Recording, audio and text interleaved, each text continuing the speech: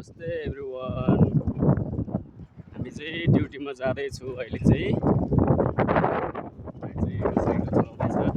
कस्तो तातो घाम छ, कस्तो लागिरहेछ भाइ? यसो भनौँ न। चाहिँ धेरै तातो छ, गाह्रो छ यार चल्नु। चौधी गाह्रो छ है।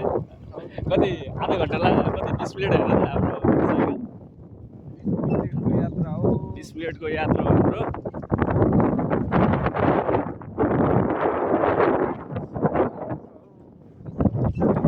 मान्छेहरू काम चाहिँ उति धेरै गाह्रो चाहिँ छैन होइन।